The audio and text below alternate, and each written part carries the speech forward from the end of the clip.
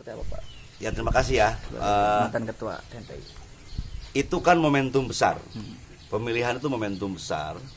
Pemilihan itu ruang untuk menentukan arah kepemudaan ke depan.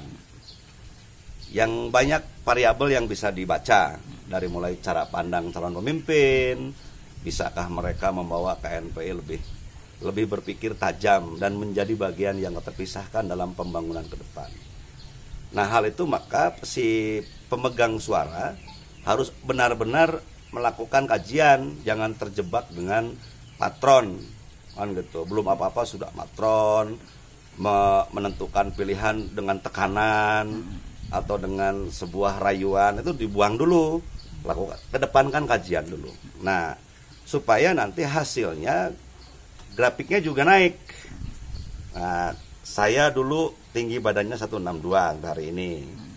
Gantinya kan Pak Dian 160 cm.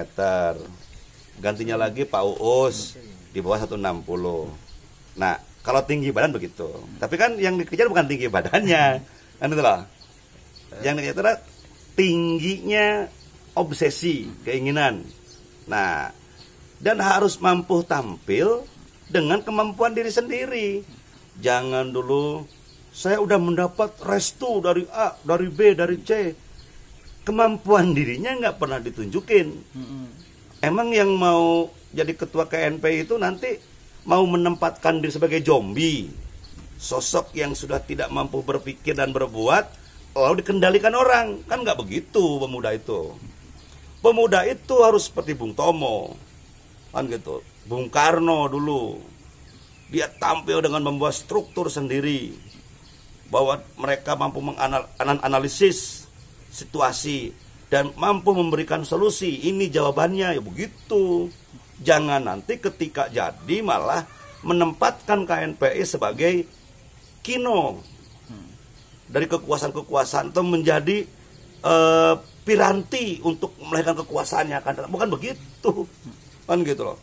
Tapi dari situ udah menunjukkan jati diri. Saya akan menjadi pemuda yang bisa menjawab tantangan masa depan.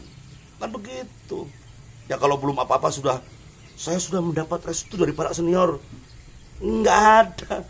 Emang saya bisa saya mantan KNPI, mantan ketua KNPI. Apakah nanti ke depan saya harus memaksakan diri menekan ketua KNPI terpilih akan menggunakan paradigma berpikir saya? Kan tidak begitu juga. Kan gitu. Nanti kalau mereka begitu, kelak mereka jadi pemimpin, mau jadi bupati, wakil bupati, anggota dewan, jadi birokrasi, jadi sekda misalnya, malah berpikir itu picik nantinya. Berpikirnya keuntungan sendiri saja, mengabaikan kepentingan kemajuan sebuah peradaban, gitu. Menghancurkan sebuah tatanan yang harusnya kita bangun. Nah, cara pandang ini yang harus mendapat penilaian. Jangan klaim restu, apa emangnya? Oh restu, kan gitu. Nggak begitulah. Rubah cara pandangnya, baru jadi pemimpin besar. Kan gitu. Gunakan kekuatan fisik untuk menggilas kekuatan, nggak begitu. Pak Habibie, Pak JK, kalau lihat dari postur tubuh kecil, tapi kita hargai cara pandangnya untuk negara. Kita hormati prinsip kenegaraannya. Karena beliau mempunyai posisi yang strategis untuk membuat kebijakan dan membawa arah bangsa lebih maju ke depan. Pak Jokowi kurus, tapi kita sangat hormati beliau karena membawa arah masa depan bangsa lebih baik. Kan gitu. Jadi nggak perlu kita klaim dengan keamanan fisik, nggak perlu. Tapi kita tunjukkan struktur berpikir. Sekali lagi nih saya, tunjukkan struktur berpikir. Jangan mengklaim dulu mendapat restu kiri kanan. Klaim itu sudah menunjukkan bahwa dirinya tidak punya kemampuan berpikir. Sehingga dia lari kemana-mana membawa orang lain, nggak membawa dirinya sendiri. Itu dari saya.